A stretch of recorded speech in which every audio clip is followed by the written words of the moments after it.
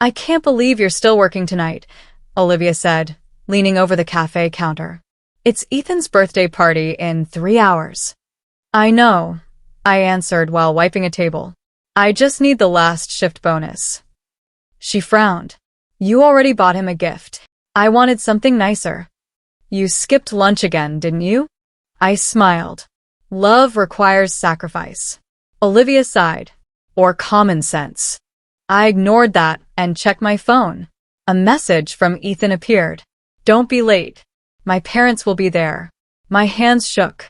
I won't be late, I whispered to myself. I arrived at the mansion in a borrowed dress. The gate alone probably cost more than my house. At the door, a guard stopped me. Invitation? I'm Ethan's girlfriend. He looked doubtful before letting me in. Inside, music filled the marble hall. People wore gowns that looked heavier than my entire wardrobe. Olivia whispered, Try not to look terrified. I'm not terrified. You're gripping my arm like a lifeline. I released her quickly. Then Ethan walked toward me in a black suit. Lena, you made it, he said. I smiled. Happy birthday. I handed him a small box. He opened it. A silver watch.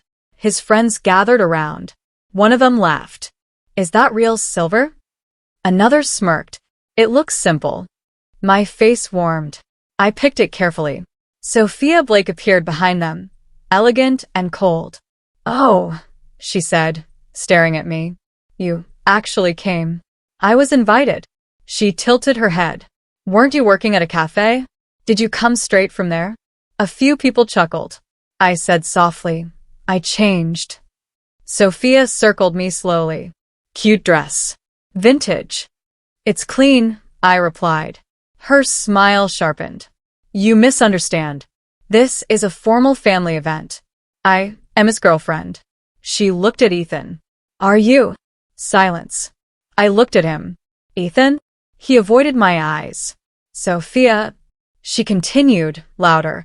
Our family reputation matters. Dating should be appropriate. I swallowed. I love him. Someone laughed behind me. Love doesn't pay property tax. Another added, Scholarship girl is brave. My hands trembled. Ethan, say something. He finally spoke. Lena, maybe tonight isn't the best place for this. For what? For you. My chest tightened. I don't understand. Sophia crossed her arms. Let me make it clear. You don't belong here. I looked at Ethan again. Tell her she's wrong. He exhaled slowly. Lena, love needs equal status. The room went quiet. My heartbeat roared in my ears. What? You embarrass me, he said. The words felt heavier than the marble floor. I whispered. So all this time, he didn't answer. Olivia grabbed my hand. Let's go. I pulled away. No. I want to hear it. I faced him. Did you ever plan a future with me? He hesitated. I thought it was temporary. My vision blurred. Temporary? You're kind, Lena, he said gently. But reality matters. I laughed weakly. Reality? Sophia said, Now you understand. I placed the watch back into the box and pressed it into Ethan's hand. Keep it, he said. No, I replied. I can't afford memories. I turned and walked out. Rain poured outside the mansion gates. Olivia ran after me. You'll get sick. I was already sick, I said, stepping into the storm. Water soaked my dress instantly. Behind me, the music continued. I whispered into the rain. I finally learned my worth. Then I kept walking. Lena, did you eat? My mother asked from the kitchen. I'm not hungry, I said while checking Daniel's temperature. Daniel groaned. You always say that. I forced a smile. Doctor said you need rest, not complaints. He weakly laughed. Doctor also said you need sleep. Mom placed a bowl in front of me. Sit. Now. I have another shift tonight. You already worked morning and afternoon, she replied softly. I need the money. Daniel grabbed my sleeve. Is it because of me? No, I said quickly. It's because hospitals like expensive decorations. He frowned. Don't joke. I kissed his forehead. You'll be fine. My phone buzzed.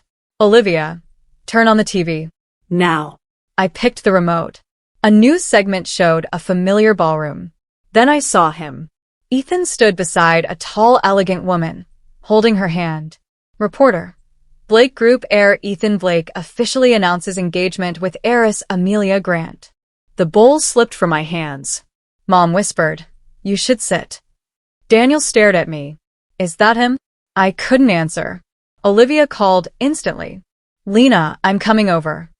"No," I said quietly. "I'm fine." "You don't sound fine." He just moved on. "You need closure," she insisted. "Talk to him." "There's nothing to say." "You loved him. Don't end like this." The next day, I stood outside Blake Group headquarters. The receptionist smiled politely. "Appointment. I need to see Ethan Blake." "Do you have a meeting scheduled?" No. She typed briefly, then shook her head. "Mr. Blake is unavailable. Please tell him Lena Carter is here." She hesitated but called upstairs. Seconds later, she lowered the phone. "He says he's busy." My chest tightened. "I'll wait." An hour passed. Then 2 security guards approached. "Miss, you must leave." "I just need 5 minutes." He gave instructions not to allow you upstairs. "Please," I whispered. "Tell him my brother is sick. I just want to talk." They exchanged looks but remained firm. "Leave now." I tried to step forward. They grabbed my arms and escorted me outside. The glass doors closed in front of my face. I stared at my reflection. So this is my value. That evening the hospital called. "Miss Carter, payment must be completed tonight or treatment stops." "How much?" They told me. My hands shook. "I'll bring it." I ran through the rain to the Blake mansion.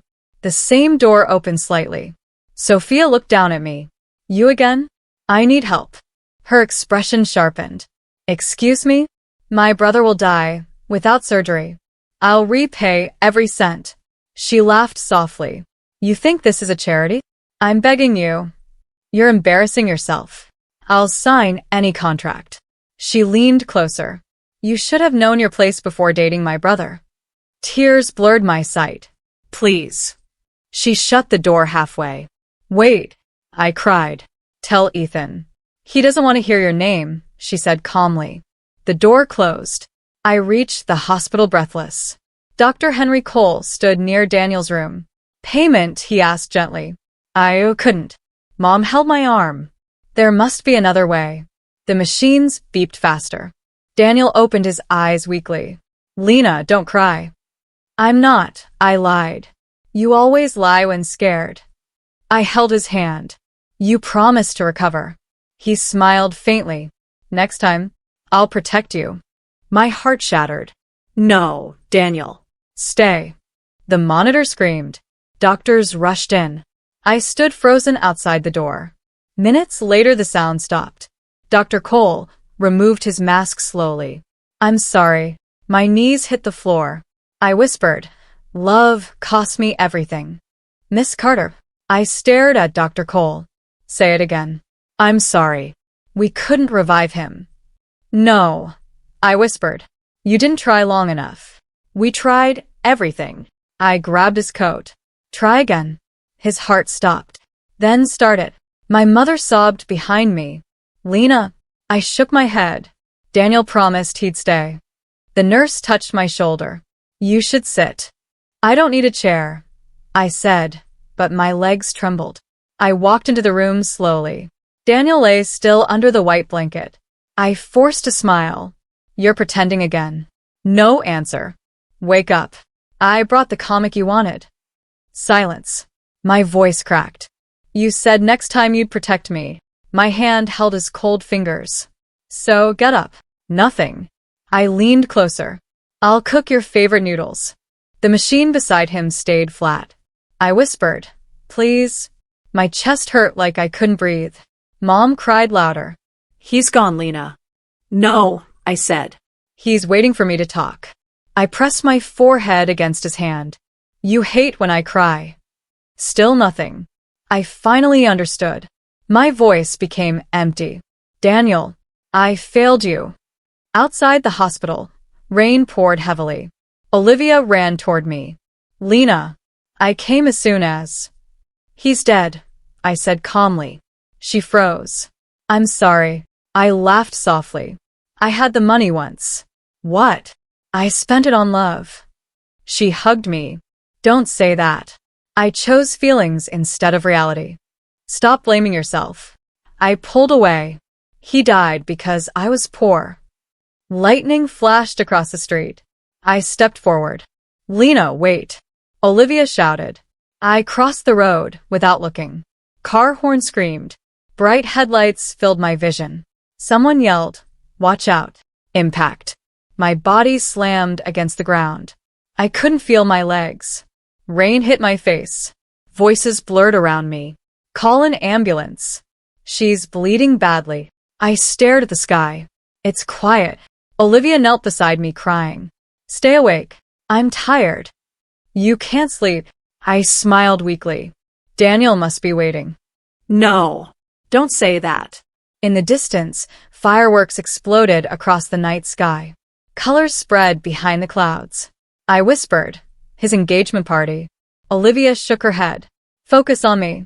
I barely heard her. Another firework burst. I imagined Ethan smiling beside another woman. My chest tightened. So beautiful, I murmured. Blood tasted metallic in my mouth. Lena, hold my hand.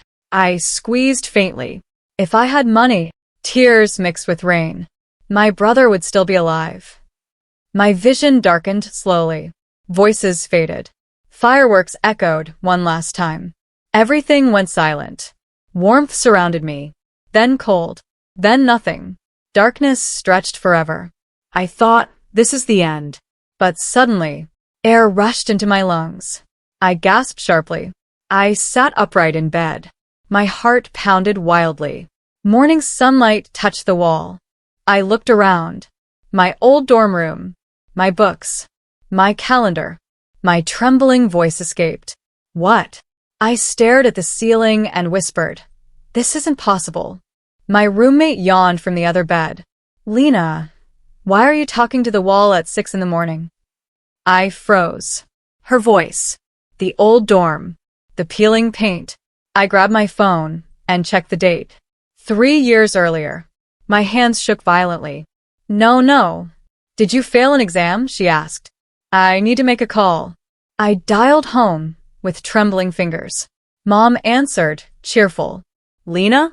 You're awake early. My throat tightened. Mom, is Daniel okay? She laughed softly. Of course. He's eating breakfast and complaining about school. A small voice shouted through the phone. Tell her I'm not complaining. Tears spilled instantly. Daniel? Why do you sound like you ran a marathon? He asked. I just wanted to hear you. I'm alive, obviously. I pressed the phone harder to my ear. Stay healthy. Mom chuckled. We always do. I hung up slowly. Then I cried. Not quietly. Not gracefully. I buried my face in the pillow and sobbed until my chest hurt. I'm back, I whispered. I'm really back. After a long time, I sat up and wiped my face. This life. I will never love him again. On campus, everything looked painfully familiar. The tree near the library. The vending machine Daniel once kicked. And the bench where Ethan first approached me. I turned away from it immediately. Lena Carter, a voice called. My body stiffened. I recognized it instantly. Ethan walked toward me, smiling casually. You're the top student in economics, right? I said nothing. I've seen you in lectures, he continued. I wanted to know if you'd like coffee. In my first life, my heart had raced. Now it stayed still. I'm busy. He blinked. It'll only take 10 minutes. No. He frowned slightly. Did I offend you? I met his eyes calmly. We're strangers. That's why we talk. I don't want to. Silence stretched. You're serious? He asked. Yes. He studied me carefully.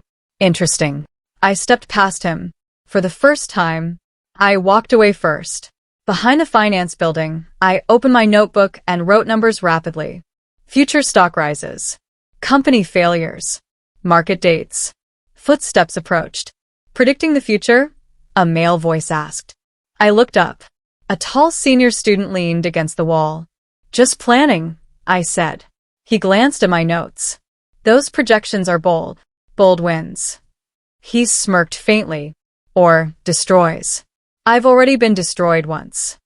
He watched me silently for a moment. Marcus Reed, he said, offering his hand. I hesitated, then shook it. Lena Carter. You talk like someone twice your age. I learned early.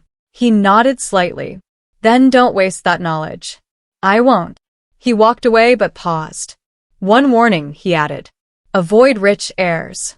They invest emotionally, not logically. I stared after him. I already know. I closed my notebook and whispered to myself, this time I choose survival. The wind moved softly across campus. And for the first time, the future felt negotiable. I stared at the spreadsheet again. The tech company will rise next quarter by 12%, I whispered to myself. Marcus leaned against the desk. You're precise.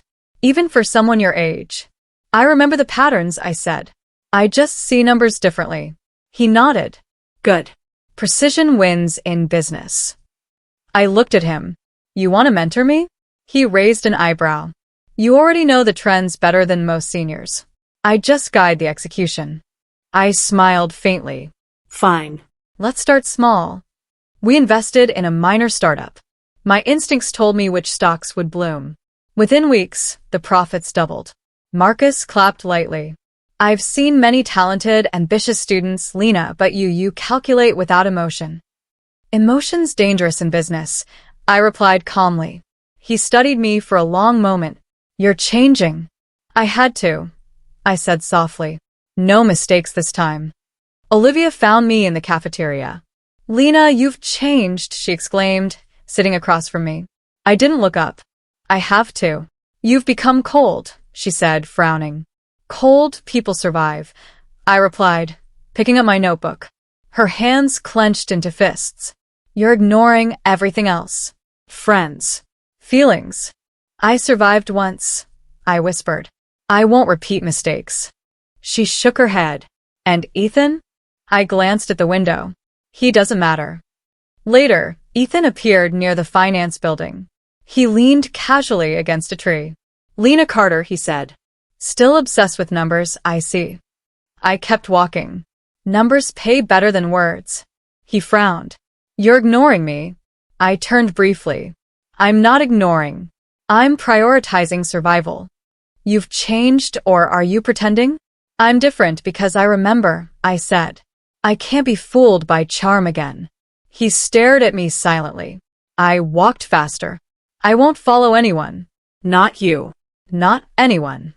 Marcus approached later in the library. You're distancing yourself, he noted. I need focus, not distractions, I said. Even from him? I didn't answer immediately. Especially from him. He nodded. Good. Let the world underestimate you. It makes victory sweeter.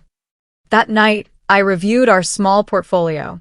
Profits exceeded expectations. I leaned back, calm, detached. Olivia called.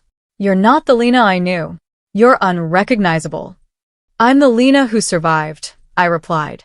You ignore him completely. Cold people survive, I repeated. She sighed. Fine, but beware. Some obsessions don't die quietly. I've learned my lesson, I said softly. The next morning, Ethan watched from across campus. I could feel his curiosity, restrained frustration. I ignored him, kept walking toward the business building, head high, confident. Marcus's words echoed in my mind. Let them underestimate you. And for the first time, I realized the power dynamic had shifted. He was curious now, interested now, but I was untouchable. I smiled faintly, turning another page in my notebook. This time, numbers and survival were my only allies. The old Lena, who chased hearts, had vanished. And no one, not even him, could reach her anymore. Lena, you shouldn't have waited so long, Dr. Cole said, looking concerned. I didn't wait, I replied, holding Daniel's hand. I caught it early this time. He examined Daniel carefully. Your timing saved him. If you delayed another day. I swallowed hard. I know. That's why I came immediately. Mom's eyes filled with tears. Lena, you saved him. I forced a smile. I only did what I should have done before. Daniel coughed softly and said, You're always worrying too much. I can't help it, I whispered. I almost lost you once. He squeezed my hand. Not this time. I'm fine. I exhaled, relief flooding me. Promise me you'll always stay healthy. I promise, he said, smiling weakly. Mom held my shoulder. You've healed more than Daniel. You've healed yourself. I blinked, trying to keep my eyes dry. It's not fully over. Later, I opened my laptop to check market trends. Ethan's company, Blake Industries, showed early losses I remembered from my previous life. I hesitated. I could warn him. I could save him. Instead, I typed quickly, placing small but strategic investments against his shares. Marcus, standing behind me, asked, Are you sure? I didn't look up. Yes. This time, I watch, but I don't intervene. He raised an eyebrow. That will hurt him. I pressed enter. He caused enough pain already. The next day, news of the sudden financial drop hit the papers. Students whispered, Blake Industries is bleeding cash? Ethan appeared in the cafeteria, frowning at his phone. I kept eating, calm, detached. His face turned pale, then red. How is this possible? He muttered to himself. I felt a flicker of guilt. Maybe I'm wrong. I whispered softly, half to myself. Marcus leaned closer. Guilt doesn't undo reality. Don't stop now. I closed my eyes briefly. This is the price of the tears, I once cried. Later, Mom called. Lena, Daniel's school called. He's fine. His checkup was perfect. I nodded, a hollow smile forming. Good. He's safe. Relief mixed with the bitterness of revenge. I heard a news alert. Blake Industries stock dropped further. Ethan's investors were panicking. I could feel the tremors of his world from here. And for the first time, I watched silently, knowing my actions were shaking someone who had shaken me so deeply. I won't stop, I whispered to myself. This is the domino. The first of many. Marcus glanced at me, expression unreadable. You're learning to balance power with patience. I turned my gaze back to the screen. Patience, yes, but never forgiveness. Outside, the wind carried the faint scent of rain, reminding me of what I lost. I clenched my fists. And what I will never lose again. The screen reflected in my eyes, numbers dancing. Blake Industries was falling, and I would rise from the ruins. Olivia smiled as she leaned toward me. You've been working too hard, Lena. Let me help you network. I nodded slowly, not realizing how dangerous her help would become. A week later, whispers began circulating in the financial circles. Did you see Blake Industries' insider leak? A student asked. I froze. What leak? Marcus appeared beside me. Someone gave Sophia early access to your strategies. I exhaled slowly. I expected this. Expected it, he asked, shocked. Yes. Olivia always wanted status. She hasn't changed. But this time, I'll use it. I picked up my laptop and began recalculating every investment. Small, precise movements. A trap. The next morning, news channels blared headlines. Sophia Blake caught in insider trading scandal. I watched the screen quietly. Stock prices collapsed. Investors panicked. Sophia's face appeared on TV, pale and shocked. My hands didn't shake. My heart didn't race. I told you, Marcus said quietly. You didn't overreact. No, I replied calmly. She did it to herself. Ethan appeared in the finance building, his face stormy. Lena, did you do this? He demanded, voice tight. I closed my notebook and looked at him slowly. No. She did it to herself. He blinked. You planned it? I planned nothing. I anticipated. His jaw tightened. So, you let her destroy herself? I nodded. She made her choices. I just let reality play out. His eyes widened slightly, fear creeping in. You're different. I've never seen you like this. I'm not different, I said softly.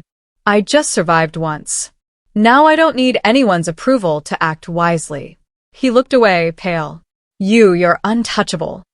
Untouchable isn't the same as cruel, I said, turning back to my calculations.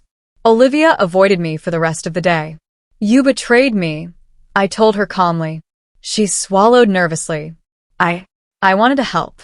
Help yourself, I said. Not me. That evening, Sophia called frantically. Lena, it's a mistake. I smiled faintly. Mistake? Or choice? She hung up. I leaned back in my chair, sipping tea. Silence filled the room. Marcus stood by the window. You didn't gloat.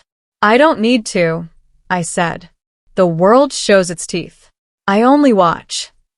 Outside, the city lights flickered like tiny reminders of my past failures. And for the first time, Ethan didn't look angry. He looked afraid. I whispered to myself, betrayal repeats, but this time, I control the outcome. The numbers on the screen reflected in my eyes. Every calculation precise. Every move intentional. No one would underestimate me again. Not Olivia. Not Sophia. Not Ethan. I was finally untouchable. Marcus appeared silently in the library doorway. You're late. I looked up from my notes. I was finishing calculations. He nodded and stepped closer. Impressive work. But some investors are asking questions you don't need to answer yet. What do you mean? I asked, frowning. I mean they've been trying to manipulate your positions, he said quietly. I've been keeping them at bay. My heart skipped. You protected me? He shrugged. Not because of who you are. Because of what you're capable of. Your intelligence matters more than your background. I blinked. Why help me? Because no one should sabotage potential, he replied calmly. Even if they can't see it yet. I hesitated, then asked, Marcus, why do you watch me so closely? He leaned against the table. Because you remind me that survival is more than money. It's strategy, patience, and choice. I swallowed hard. I have a question. Why does Ethan make me so angry? He raised an eyebrow. Angry? Or hurt? Both, I admitted. I trusted him once. He ruined everything. My brother, my life. He studied me quietly. Then this is more than business. I nodded. It's personal. I can't forget it. I relive it every day. Marcus's expression softened. Then tell someone. I hesitated, then whispered. I lived this before. I died because of him. Daniel died. And everything I loved was gone. He didn't laugh. He didn't scoff. He just nodded slowly. Then live this life for yourself, not revenge, he said softly. I blinked, stunned. For myself. He smiled faintly. Yes. Survival isn't hatred. It's making sure you remain standing when everything falls. I looked down at my hands. For the first time, I questioned my obsession with Ethan. Was this truly about him or about me? Before I could answer, my phone buzzed.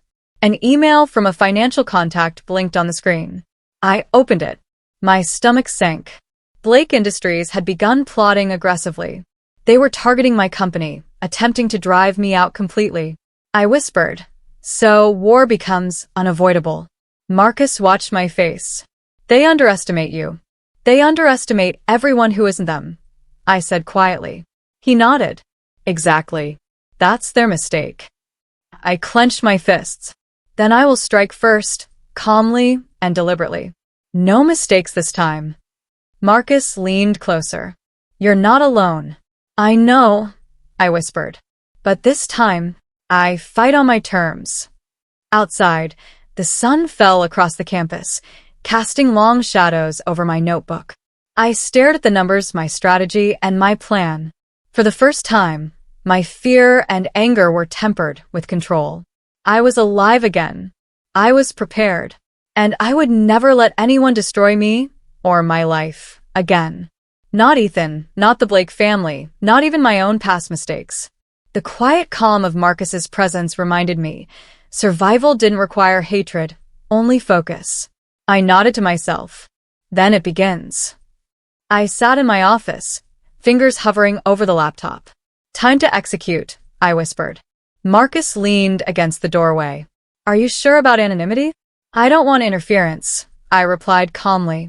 Let them think it's someone else. He nodded. Fine. But don't underestimate the Blakes. I typed in the final orders. Shares of Blake Industries, quietly purchased over months, were now officially mine. I leaned back. One by one, the pieces fall.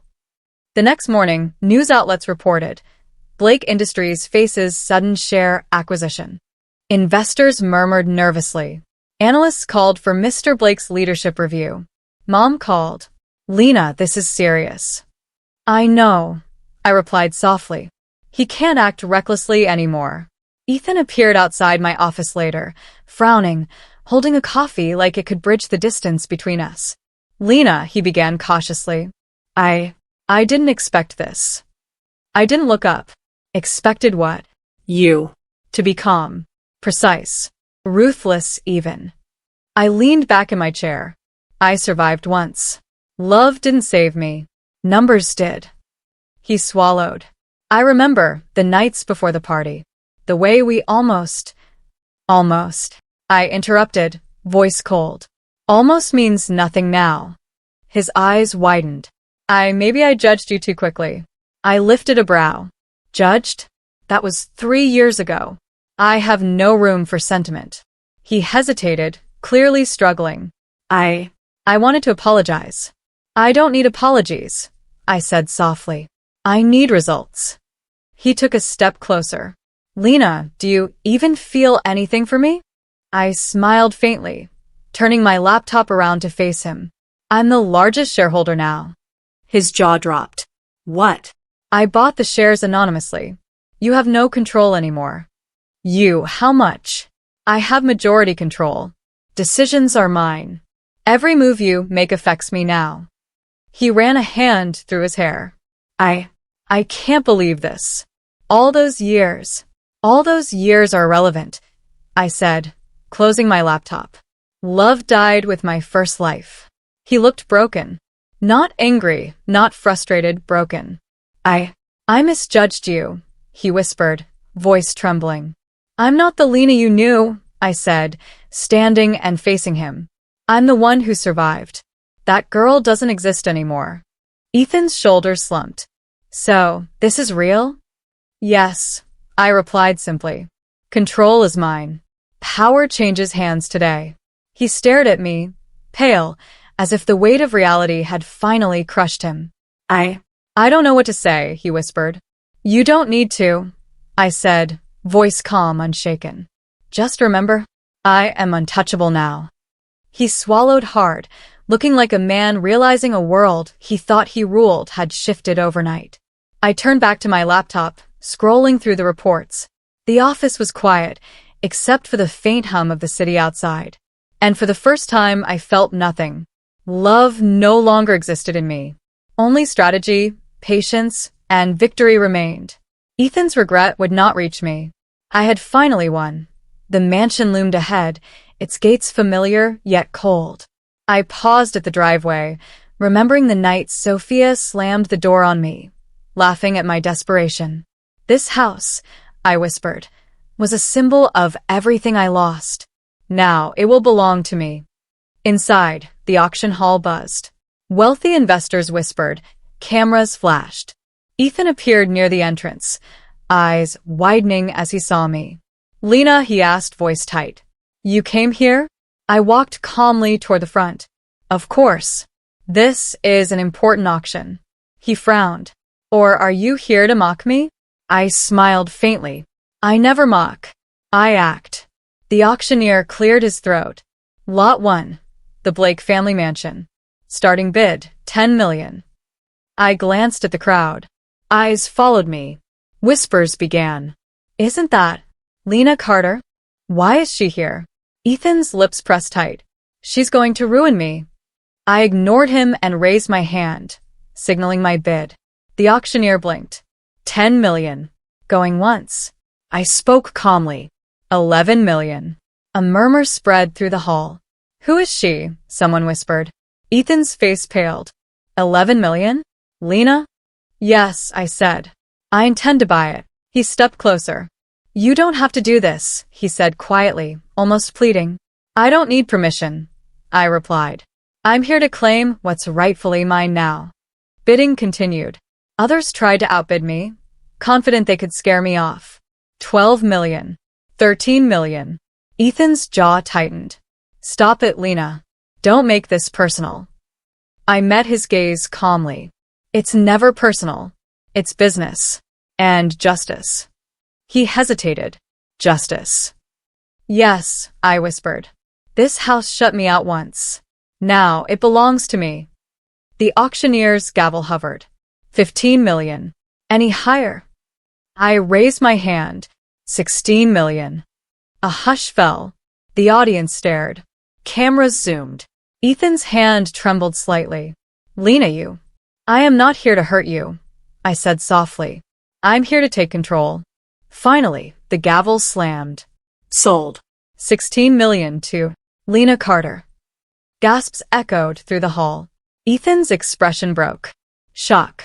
Regret. Fear. I walked past him slowly, holding my head high. Enjoy the view, I whispered under my breath, thinking of the nights I cried outside these walls. Outside, the gates gleamed under the sun.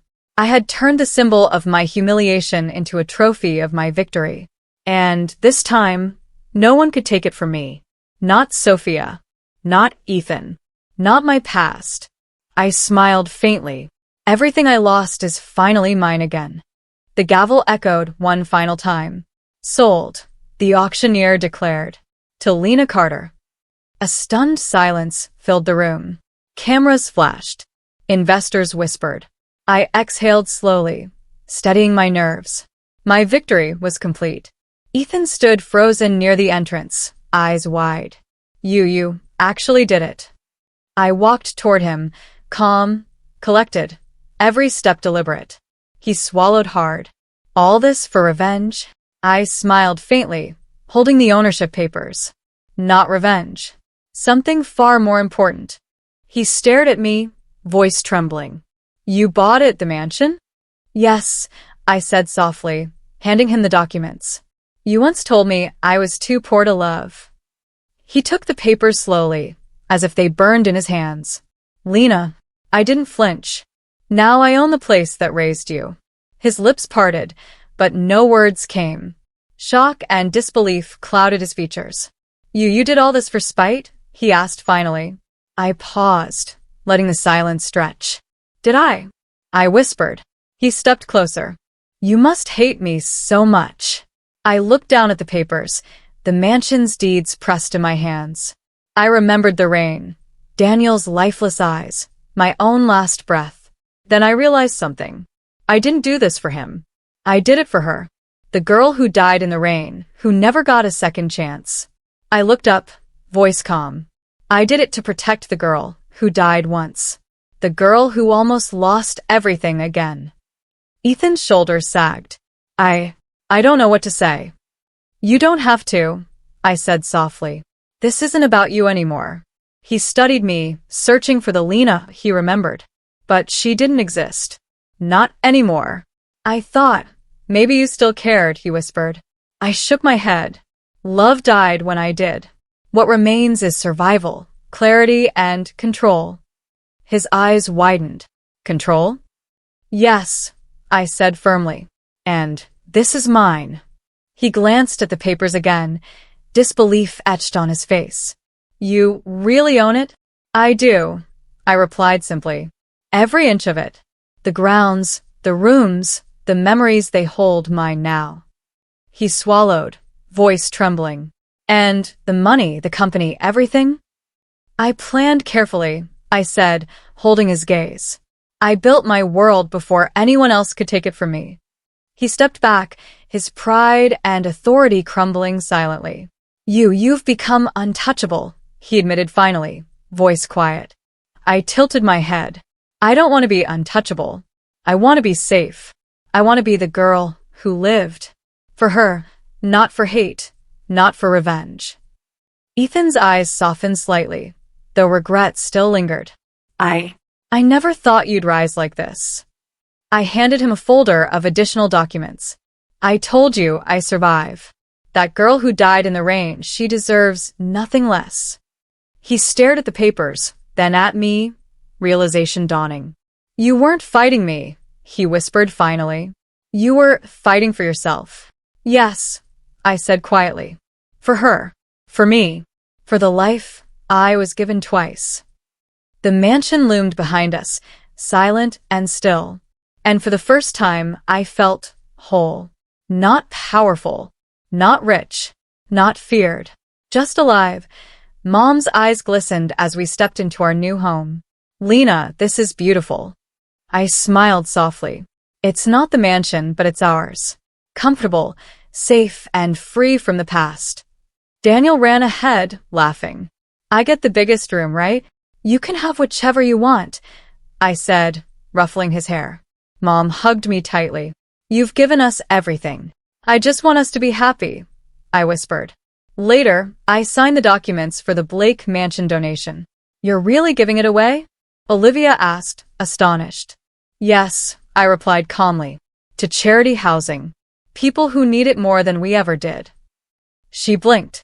Even after everything Ethan and Sophia did? I shrugged lightly.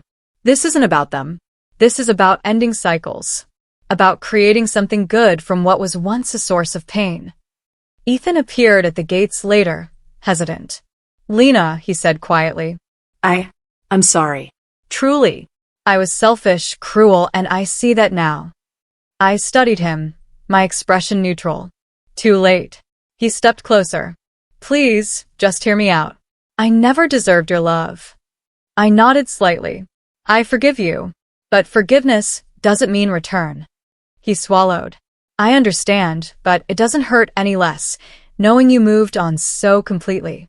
I met his eyes. I moved on for me, not for anyone else. Later, Marcus waited outside the new house. He handed me a folder with investment updates. You didn't need to give the mansion away, he said softly. I didn't keep it for power, I replied. I kept it to protect myself. Now it serves a better purpose. He nodded. You've grown stronger than I imagined. I looked at him and smiled faintly. We're not lovers yet, but we're equals. That's enough for now. He raised a brow. Equals, huh? Yes, I said. Partners in survival and strategy. Inside, Daniel unpacked his toys while Mom arranged the kitchen. I stood by the window, watching the sun dip behind the horizon. Lena, Mom said softly, are you finally at peace? I think so, I replied. For the first time, I feel like the girl who died in the rain truly lives. Marcus joined me silently. He didn't need to speak, his presence was enough. I whispered to the fading light. I didn't become rich to stand above him. I became strong so no one could ever make me feel small again. Outside, the evening air was calm. I breathed deeply, letting the past settle like dust behind me. This life, this family, this home belonged entirely to me. And for the first time, I smiled knowing no one could ever take it away. Not Ethan. Not Sophia. Not anyone. I was free. I was strong. I was alive.